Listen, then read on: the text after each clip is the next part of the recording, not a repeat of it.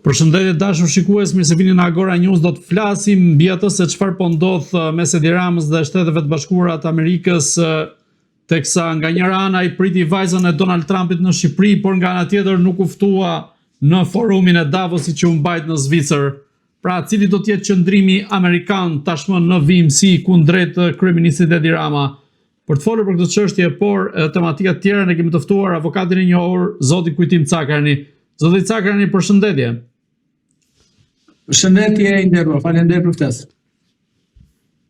Zoti Cakarani, në optikën tuaj, çfarë po ndodh konkretisht me Edi Ramën, i cili priti në Shqipëri vajzën e Donald Trump, por një ditë më pas në Kuvendin e Shqipërisë u shfaq që tejet i nervozuar kryesisht kundrejt opozitës? Shiko, do ta lexojmë në disa këndvështrime, por ajo më kryesorja është që në këtë periudhë zoti Rama po kalon një nervozitet dhe një krizë të theksuar politike.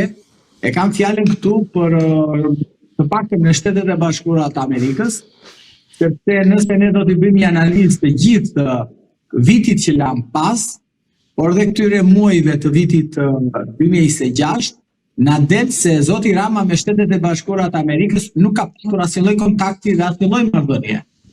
Marrëdhënia të vetme që ka pasur Shtetet e Bashkuara me Shqipërinë ka qenë ato të një të dërguarit të Departamentit të Drejtësisë me prokurorët e posaçëm. Dhe vetëm ky ka qenë kontaktet e Shqipërisë me Shtetet e Bashkuara. Dhe padyshim pastaj dhe dërguara me punë, ngarkuara me punë, e cila ka bërë disa takime me kryetarin e kuvendit apo me disa deputetë kështu me radhë.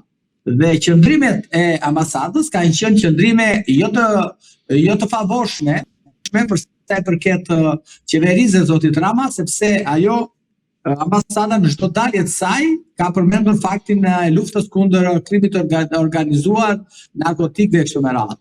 Dhe kështu që këto këmbëlarmi kanë për atë që ka vesh. Dhe ai që ka vesh në rastin konkret është qeveria.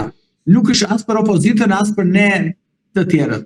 Kështu që unë do ta lexoja në këtë marrëdhëniet e Shtetit Bashkuar të Amerikës me Shqipërinë sot që ne po flasim janë të ngrira. Fakti që ka ardhur goca çupa e presidentit të Shtetit Bashkuara nuk është për mua, nuk po bën asnjë lajm, për ata që kuptojnë nga politika. Ajo ka ardhur në Shqipëri për të bërë biznes. Dhe ajo nuk është edhe parë që vjen në Shqipëri, është edhe disajt. Mund ta kuptojmë, ajo ka ardhur për të parë dhe ka pritur dhe shoqëruar, ko më parë miku im Aurontare. Dhe ka shoqëruar atë duke i treguar edhe për butrindin e kështu me radhë. Kështu që nuk është se zonja Trump, vajza e presidentit, ka ardhur këtu për të bërë politika, absolutisht jo. Ajo do të kuptojmë me diçka, është një personazh i cili në administratën e kaluar kishte një rol të caktuar, këshilltare të atit, tashmë ajo është një personazh i lirë, e cila nuk ka asnjë ngarkesë politike dhe madje edhe gjatë fushatës dhe tashmë pam që ai largoi vajzën dhe gjithë këta nga angazhimet e tij elektorale e kështu me radhë dhe tashmë nga angazhimet e tij në qeveri. Kështu që zonja Trump, vajza e presidentit, edhe unë dhe ju po të ishit kryeministër, padyshim që do ta prisit, do ta respektonit. Dhe ky servilizmi i madh që është treguar ndaj saj është tipik një servilizëm ballkanas dhe njerëzve me komplekse të theksuara në inferioritetit dhe padyshim atyre që ka dhe një hall, sepse kryeministri i Shqipërisë është një hall goxha të madh dhe nuk është një hall të vogël. Prandaj që dhe lëvizjet e tij politike së fundmi, edhe kjo që ka ndodhur me vajtjen e tij në shtetin ebre, vizitën e tij në atë shtet, ka treguar edhe një herë që ky nuk po lë më asnjë lloj, po shfrytëzon të gjitha mundësitë për të shkuar dhe për të takuar presidentin e SBA-ve. Kështu që edhe ftesa për në Davos është në vijim të kësaj, sepse vërtet si zoti Trump ka dërguar një ftesë si Kosovës, Shqipërisë dhe të gjithë vendeve, janë mbi 60 vende mos gaboj, është një ftesë normale që ka dërguar edhe Bielorusisë, po deshet dhe Rusisë e kështu me radhë. Prandaj që nuk e shikoj këtë një ftesë për zoti Rama, po e shikoj një ftesë për shtetin shqiptar, pra shqiptarët, sepse sot është ai, nesër mund të jetë kryeministër tjetër e kështu me radhë. Kështu që të gjitha këto, mund të themi, këtë lloj propagande që po bëhet që thirr në bordin e paqes e kështu me radhë, këto janë një propagandë e cila nuk shkon më. Unë mendoj se zoti Rama është një individ i cili e përdor mirë, ditë ta përdori mirë edhe ftesën. Nëse do kishte një ftesë në Davos, ai padyshim do shkonte. Nëse do kishte një ftesë, ose më saktë do ndiej komod në atë samitin e paqes që zonja Vjosa Osmani, presidente e Kosovës, shkoi atje dhe u prit dhe u respektua, themi të vërtetën, nga presidenti Trump. Zoti Rama nuk shkoi sepse kishte frikën e asaj dhënies, asaj dorës, apo vendosjen e atij në atë cepin atje dhe askush nuk do t'i hidhte syta ose nuk ta kapte kamera. Po ai nuk është mësuar me këto lloj qasjesh dhe padyshim më mirë preferoi të mos shkonte dhe gjoja priti vajzën e presidentit, që vajza s'kishte nevojë se nuk është minorene dhe do ta mbronte ky vajzën dhe mos e gasmonin në vajzën Trumpit në Shqipëri dhe këtij lasi të ty të vogël dhe nuk kupton. Ose më saktë janë një propagandë e dështuar dhe padyshim që ngjit tek një pjesë idiotësh të shqiptarëve, por tek ata që janë të iluminuar nuk besoj se ngjist. Nga ana e tij, kryeministri Edi Rama tha se pjesëmarrja në bordin e paqes do ta firmos në Shtëpinë e Bardhë. A mendoni se mund të ketë një takim mes Edi Ramës dhe presidentit amerikan Donald Trump, pra ky i fundit ta pres atë në Shtëpinë e Bardhë? Po pse duhet ta presi? Se pyetja është pse duhet të presë Rama në Shtëpinë e Bardhë? Do firmos bordin e paqes? Po pse duhet ta bëj? Kush është Rama? Putini është edhe do ketë interesin ai? Apo është Erdogani apo Merkel edhe do shkoj ta firmos atje? Unë kuptoj që zoti Rama nuk po lë më para për lobime, duke shkuar nga Katari në Izrael, se dhe ajo shkuar në Izrael nuk kishte këtë qëllim që të ndërhyet te presidenti Trump për të arritur ky një foto në Shtëpinë e Bardhë edhe të filmosi këto. Unë nuk besoj dhe nuk mendoj që zoti Trump do ka një rëndësi të madhe për zotin Trump që të presi zoti Rama në Shtëpinë e Bardhë dhe ky të bëj klon atje dhe filloj pastaj bëj shqiptarëve kështu ashtu. Nëse ky donte ta firmoste, borde mund të shkonte në Davos, atje ku pritën të gjithë personazhet, personalitetet dhe kryetarët e shteteve dhe do ishte atje. Kush është interesi i Trumpit që do ta preste në Shtëpinë e Bardhë? Pyetja është, çfarë peshë ka Shqipëria, shteti shqiptar, kryeministri i Shqipërisë, që në mediat amerikane gjitha kanë folur që është kryetari i organizatës narkoshtetit në Shqipëri dhe tani duhet ta presi ai në Shtëpinë e Bardhë. Unë nuk më ngjit more, e kupton? Pra edhe nëse ne flasim ftohtë, pra të bëjmë një analizë pse duhet ta presi Shtëpinë e Bardhë. Kush është ky që duhet ta presi? Kush është ky që duhet japi kaq rëndësi?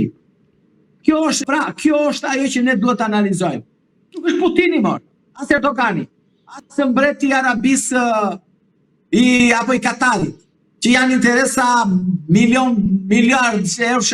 miliard dollarë e kështu me ekonomike e kështu me radhë. Kush është Shqipëria që duhet të presë ai patjetër, të sforcohet ai do lë një orë nga ora e tij e 24 orëshit që punon për të kontrolluar botën, të merret me një fundja një njeri i cili njihet në vendin e vet, njihet si hajdut, në botë njihet si kryetari i organizatës. Dhe çfarë rëndësie ka kjo për Trumpin?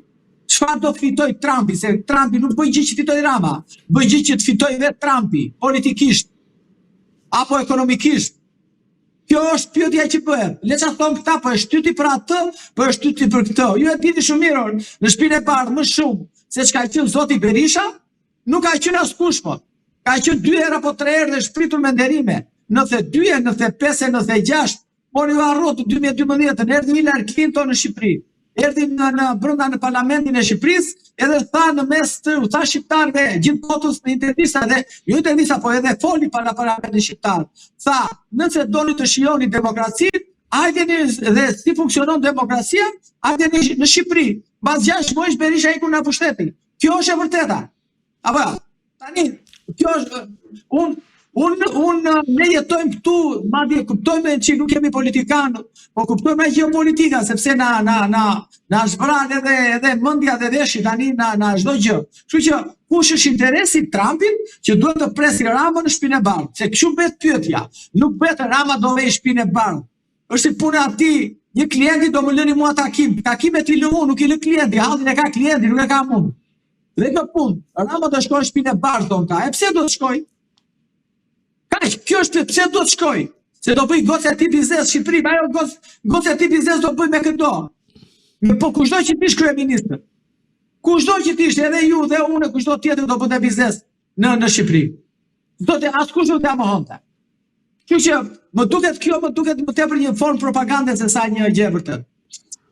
Pikërisht, duke mbetur te ky arsye tim, a mund ta pranoj një politikan të tillë në shtëpinë e Bardhë vetë presidenti amerikan Donald Trump, teksa administrata e tij përmes ambasadës amerikane ka adresuar vazhdimisht në mesazhet e saj luftën ndaj karteleve të drogës, luftën ndaj krimit organizuar dhe korrupsionit, dhe nga ana tjetër kur Edi Rama dyshohet se i përfshirë në dosjen e Charles McGonigal dhe për lidhjen me një nga eksponentët e kartelit Sinaloa, të cilin e kishte pritur në zyrë luftar Hysajn dhe më pas që u shpall non grata nga Shtetet Bashkuara të Amerikës. Shiko, mos harrojmë diçka. Syri dhe vetulla e Donald Trumpit është Suzy. Ju e njihni, besoj, këshilltarja e tij. Suzy Willis, po. Suzy Willis është bashkëtuesja e La Civita. Ishte në Shqipëri. E dini dhe këtë besoj. Pra, ndaj krevatin bashk çdo natë. E La Civita, është bashkëtuesja. Ky vajti i godise asaj bashkëshorti dhe vazhdo t'ja godasi nativi. Zboqja ka i tjetri morë. Ta thyej ky Palacio. Te kish Palacio. Zboqja ka ajo zonja që ky ti thyej njeriu që ajo jeton. Tani, janë dhe sa gjëra që nuk thuhet dhe nuk dihet. Po.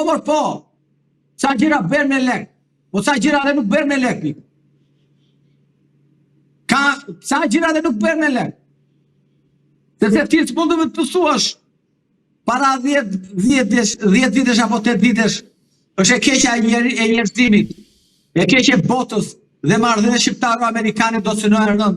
Dhe tani ti të kërkosh të lëpish atë që nuk thuhet? Ja, kjo është situata. Sepse këto nuk i thon këta. Këta nuk i thon. Këta thonë gjysmë të vërteta. Po ne që flasim, jemi destinuar maj me kosto, po të juve, nga lumi të gazetarëve dhe njerëzve që ka ky në studio, kjo është e vërteta. Suzy është bashkëtuesja e atij që ky i thot Latifi. Nuk po themi që ai është vetë personazh i pasaj partie dhe hyn atje pa u trokitur vetë ai, burri, botos, që ky quhet Latifi. Po njerëzit nuk blen, sepse ky ajo që blen njerëzit me para. Dhe mendon se çdo gjë bëhet me para. Se është, pra, ky individi, jetën e tij politike e ka zgjidhur me të bler njerëzit, dhe duke bler njerëzit, duke shkuar në Izrael, e thot jam kristian, ku shkon shkon në Izrael, thot jam katolik, shkon në Turqi jam musliman, shkon në Greqi jam ortodoks, e thot shkon në Amerikë, thot jam grye Bilalit, këto nuk besoj se do funksionojnë më. Këto sharlatanizma nuk funksionojnë më. Ky është e gjithë. Unë e kuptoj, po ne ja dim halli, se ne njohim Edi Ramën. Sepse ku shkon njeriu, individi, në mes të një parlamenti, si shkoj dje, dhe gënjeu për historinë e Shqipërisë, për historinë e shpëtimit e ebrejve, kur bota mbare di dhe vetë ata e din atje si është historia, ku ky gënjeu, çfarë mund të presësh më more, kupton? Ky thot historia fillon nga unë, thot. Jo more se fillon nga ty historia, djali. Historinë e kanë bërë ca burra njerëz që donin këtë vend, pa kushte, donin të mirë, donin demokratike, donin të prevalonte humanizmi, lirit dhe të drejtat dhe kështu me radhë. Ka pasa njerëz, po, që morën edhe Kosovë po deshe politike, e u thonë sot tradhtar, po. Por nuk është kjo. Ky mendon se është këtu bota rrezullohet rreth këtia, se mban ky mjekën dhe vë ato kravatat me lule. Jo, s'është ashtu. Se ka njeri fare. Prandaj them që momenti që ky kërkon, ai moment që kërkon që ky t'i tregoj botës atje ku të firmosi me Donald Trumpin dhe të nxjerrë atë fletën e bardhë që ja firmosa dhe të thot shqiptarëve që ju bëni çfarë të doni, mua këtu do më keni. Unë nuk besoj se do arrihet. Gjithsesi, mbase, nuk e di. Pra, sipas jush, të gjitha lëvizjet e Shtetet Bashkuara të Amerikës për ta bllokuar Edi Ramën, duke përmendur këtu që në ceremoninë e inaugurimit të rekonstruksionit të katedrales në Paris, ku ai u bllokua për takuar presidentin amerikan Donald Trump, ndryshe nga sa ndodhi me Vjosa Osmanin, apo në konferencën e sigurisë në Munich, ku ai nuk mundi të takoj apo të bëjë foto qoftë me J.D. Vance në këtë rast, apo edhe në shumë raste të tjera për të ardhur deri te rasti i fundit, mos pjesëmarrja e tij në Davos. Duke i marrë të gjitha këto raste së bashku, a mendoni se ish strategu i fushatës elektorale të Partisë Demokratike, Chris Lasivita, ka depozituar, po themi thonjzat e Trumpi, një dosje për sa i përket profilit të vetë kryeministit Edi Rama dhe raporteve që ai ka me Shtetet Bashkuara të Amerikës? Zoti Rama nuk është i panjohur për drejtsinë amerikane, nuk është një personazh që nuk njihet nga drejtësia amerikane. Do ta dim këtë gjë.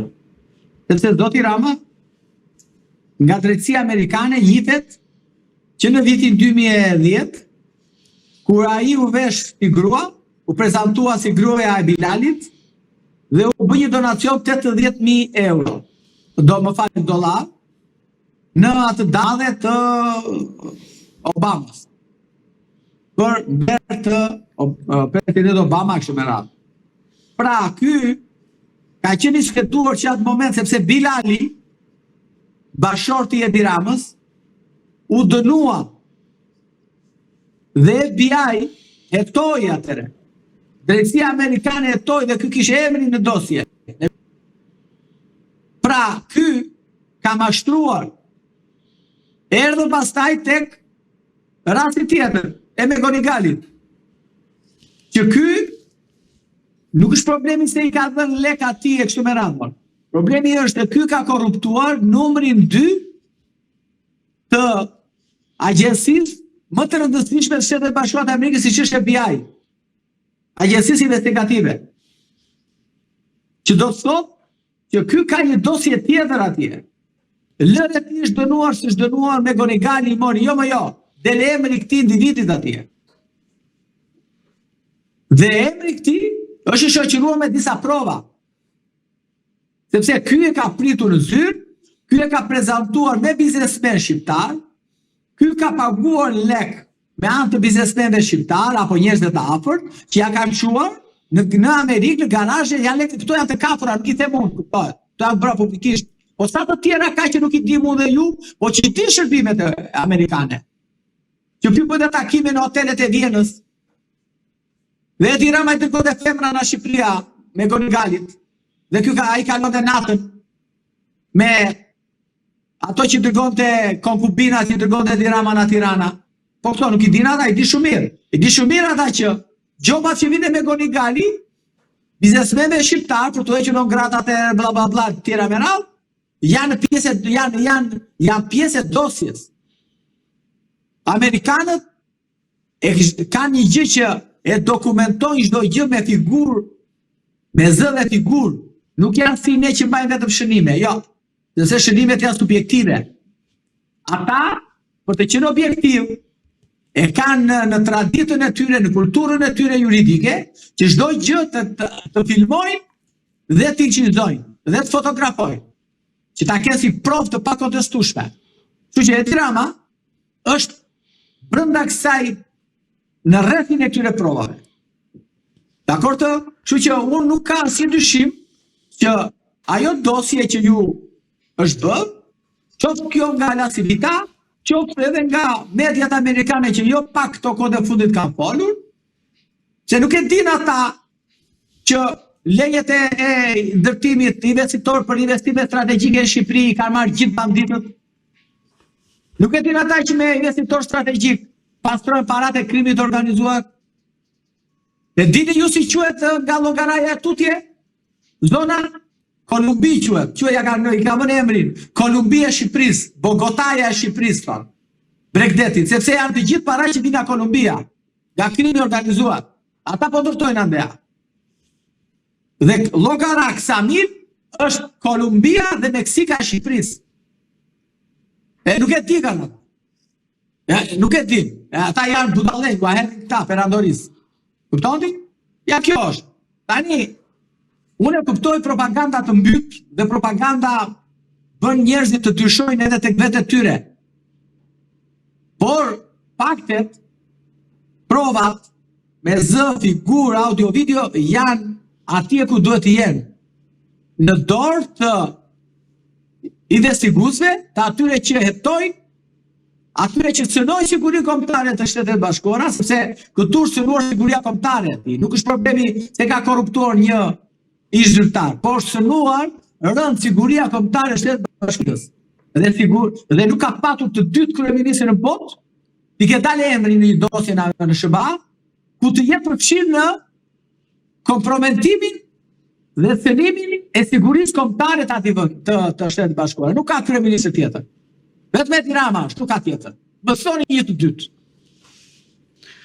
Zoti Cagrani, a mendoni se vajza e Donald Trump, Ivanka Trump, së bashku me bashkëshortin e saj Jared Kushner, do të finalizojnë më tej investimin në Sazan, apo duke parë gjithë ato që po ndodh në jug, nisur nga ajo që thatë ju pak më parë, nuk mund të ndërmarrin një iniciativë të tillë përderisa është një terren i pasigurt për investitorët serioz? Qiko, të jemi real. Besoj se ju e dini histori që Sazani dikur e mori për ta pati interes për të ndërtuar ish kryeministri italisë indjeni Silvio Berlusconi. Dhe ju i dini, besoj, kapacitetet që kishte ai njeri për të ndërtuar, sepse vinte nga ajo fushë nga biznesi. Ai e studioi Sazani dhe arriti në përfundimi që në Sazan nuk investohet. Për 1-2-3 arsye, një natyra ishte edhe ujë. Nuk tha investohet. Tani, Ivanka Trump ka hequr dorë nga Sazani. Nuk investojnë në Sazan. Do investojnë në Zvërnec, si pas saj. Unë nuk besoj që do investojnë në Zvërnec. Ajo në vizitën e fundit i ka kërkuar kryeministrin Karaburunin. Pra, pjesën nga Karaburuni që shikon nga Italia, ose që shikon nga Greqia, nga Ishi Stefanit. Pra, në hapësirën e Mezokanalit. Dhe ka kërkuar andeja Karaburunin, duke qenë që Karaburunin, kryetari i organizatës, ja ka dhënë sa biznesmenëve shqiptar, ja ka dhënë Massimo D'Alema, se na duhet edhe D'Alema, se kemi dhe D'Alema në Shqipërinë. Ka bërë dhe D'Alemën ky, atë komunistin italian, investitor strategjik. Kupton? Ai ka dhënë Karaburunin. Dhe duke qenë që ai e ka dhënë Karaburunin, po pjesa tjetër e Karaburunit është ka probleme pronësie me pronarët atje, ky ka mbetur tani. Dhe ai e di shumë mirë. Nuk ka për të investuar, mor, harrojeni këtë gjë. Ivanka nuk ka për të investuar në Zvërnec. Sa e njohun atë zonë atje, ajo është zonë ulësirë perëndimore që mund të mbytet në moment. Sepse janë bërë më përpara, kanë bërë dhe biznesmen të tjerë dhe shqiptarë, po deshët ju, studime në Bregdetin e Myzeqes të Vlorës, e cila jo mbytet, nuk ka garanci. Sot mund të jetë ashtu, nesër vjen deti para. Dhe ajo kërkon një investim, nuk e di, vetëm çfarë mund të bësh atje. Sepse është pjesë e hapur e detit atje. Sepse ju e dini shumë mirë, Ulësira Perëndimore e Shqipërisë është pjesa që mbytet. Dhe deri para 100 vjetësh deti ka qenë deri afër deri tek Kripa në Skrovotin.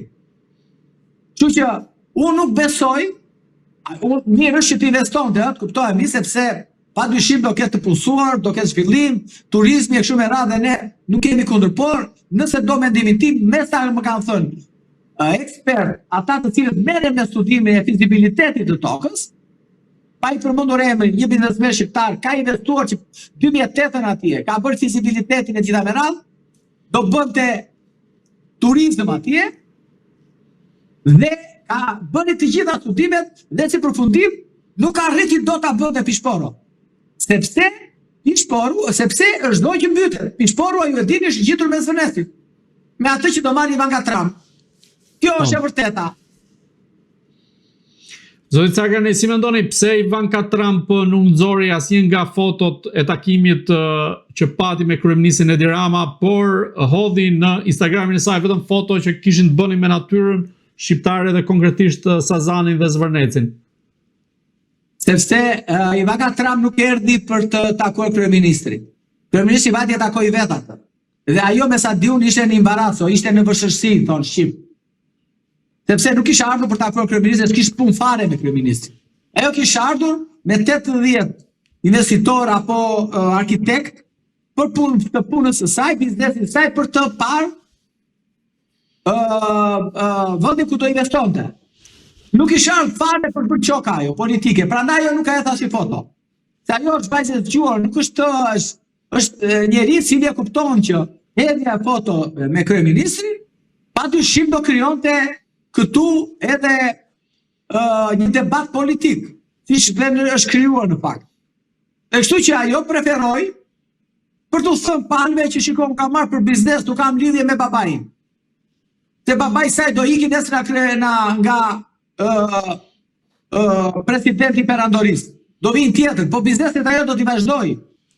Kjo është historia, sepse ne ngatrojmë biznesin me geopolitikën. Ky është problem shqiptarësh, kupton? Se po të veten e bindur që Mitsotakis nuk do të atakonte, s'kishte të atakonte, do edhe për biznes. Dyshon për takim zyrtar. Kështu që ky ju qep nga pas asaj për të bërë një qop dhe për të thënë shqiptarëve që unë do ja këtu se mana fola me Trumpin dhe më thaj më ruaj vajzën se është minorene dhe mos ma kapin aty dhe ma gacmojnë shqiptarët. Edhe ky dënjë me vajzën e ruajti. Po tani, e kuptoni çfarë banalitetesh po diskutojmë apo jo? Kaq. E vërtet, zoti Cagani, dhe pyetja e fundit, si mendoni çfarë pritet të ndodhë më 28 janar teksa në Këshillin e mandateve dhe imuniteteve do të shqyrtohet kërkesa e SPAK-ut për t'i hapur rrugë ose jo kërkesës së këtij institucioni nga ana e kuvendit për të arrestuar Belinda Ballukun, pra për t'i hapur rrugë ose jo arrestimit saj? Do shtyhet përsëri nesër, do gjendet një artiktis ligjore për mos a shqyrtuar dhe do vazhdojnë të presin vendimin e gjykatës kushtetuese, siç ata në fakt ka rënë në ujdi pra vetë majoranca. Nesër do sëmuren deputetët, kjo nuk do plotësohet kvorumi i nevojshëm, nuk do shkojnë këta, edhe seanca nuk do zhvillohet, Gazbardhi me deputetët e opozitës do flasin, do diskutojnë, do bëjnë atë zhurmën e tyre edhe me të drejtë, por ajo seanci nesër ka për të dështuar. Ka për të dështuar, por edhe sikur po e marrin që ajo sikur të bëhet përsëri, Edi Rama nuk e pranon dhe nuk e heq mandatin Belinda Ballukut.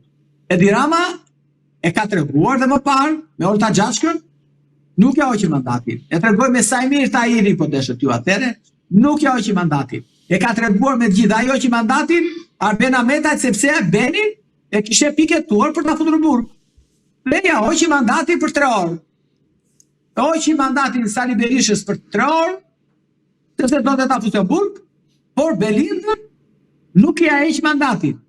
Unë uroj që padyshim drejtësia të triumfoj, në kuptimin që procedura që kërkon SPAK-u të ndjek të zbatohet, sepse mos harroj, është në detyrë zëvendës kryeministria, vazhdon kryen përsëri të njëjtat vepra penale, vazhdon intimidon dëshmitarët, vazhdon mund të prishi provat e tjera, po pse jo, dhe të largohet.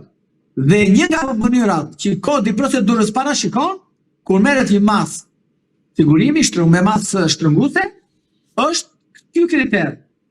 Përsëritja e veprës penale intimidimi dëshmitarit dhe rikrea dhe largimi. Presidenti zoti Meta po mbahet në parabulgim për të njëjtat arsye. Por të njëjtat arsye që nëse do ta t'i bëjmë një analogji nuk qëndrojnë, sepse s'ka as për të rishur provat, as mundësi për ta ribërë vepër penale për cilën mendohet se ka kryer më parë para 15-16 vitesh, po dhe për të larguar nuk largohet.